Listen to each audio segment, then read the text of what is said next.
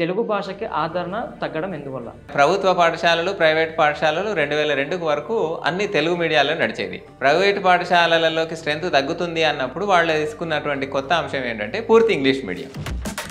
వాస్తవానికి ఇంకా తెలుగు అంతరించిపోతుంది అనేదాన్ని నేను అంగీకరించను. ఈ మధ్యకాలంలో ఇంటర్లో చూసుకుంటే కూడా మనకి సెకండ్ లాంగ్వేజ్గా సాంస్క్రిట్ ఎక్కువ తీసుకుంటున్నారు. కాలేజ్కి ర్యాంక్లో పరంగా సాంస్క్రిట్ ఎంచుకుంటున్నారు చాలామంది.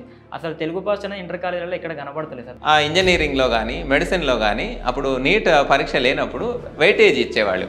వెయిటేజ్ ఇచ్చినప్పుడు తెలుగు పరీక్షలలో దాదాపు 98 మార్కులు రావడం కొంచెం కష్టంగా ఉండేది. సంస్కృతం తీసుకున్నట్టయితే 100కు 100 వస్తాయి అనేటువంటి ధోరణిని. ఇంకొకటి ఏంటంటే ఇప్పుడు ఏపీ విషయానికి వస్తే సార్, అసలు తెలుగు భాషను లేకుండానే చేసేద్దాం, మొత్తం తెలుగుని తీసేసి పూర్తిగా ఇంగ్లీష్ మాధ్యమమే ఇంగ్లీష్ మీడియంగానే నడిపించారు. అసలు 3 భాషల సిద్ధాంతం అవసరమే లేదన్నట్టుగా చేసిండ్రు. ఆంధ్రప్రదేశ్, తమిళనాడు నుంచి విడిపోవడానికి ప్రధాన కారణం తెలుగు భాష. అదే లేకుండా చేసే పరిస్థితికి వచ్చింది. తెలుగు భాష కోసం ఏర్పడిన రాష్ట్రంలో తెలుగు భాష లేకుండా చేద్దామని చేస్తున్నారు. దేశంలో మొట్టమొదటి భాషా ప్రయుక్త రాష్ట్రం, తెలుగు కోసమే ఏర్పడిన ప్రాంతం. పెద్ద బాల శిక్ష చదివినంటే మీరు పెద్ద చదివినట్టు ఫీల్ అవుతుంది. ఆ బుక్ యొక్క ప్రాముఖ్యత అట్లుండే. అసలు ఆ బుక్లో ఏముంటుండే సార్? భారత భాగవతాలు చదవాలంటే పెద్ద బాల శిక్ష చదవగలిగిన వాళ్ళు మహాభారతంలోని పద్యం చదవగలిగేవాళ్ళు. ఇప్పుడు వాళ్ళ డిగ్రీ చదువుకున్నప్పటికీ కూడా మహాభారతంలోని పద్యాన్ని మూలంలో నన్నయ్య భారతం, తిక్కన భారతంలోని ఒక పద్యం చదివి దాన్ని అర్థం చేసుకోలేరు. మళ్ళీ దానికి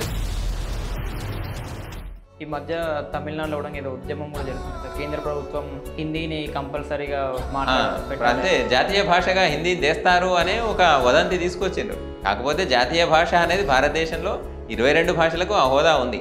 భారతదేశంలో ఇంత తెలుగు ఆదరణ లేదని చెప్తున్నప్పటికీ హిందీ తర్వాత తెలుగే ఎక్కువ మాట్లాడతారు. పూర్తిగా 2వ భాషగా హర్యానా, గుజరాత్, ఈ మధ్య కాలంలో పంజాబ్లో కూడా 2వ భాషగా తెలుగును కూడా చేరడం జరిగింది.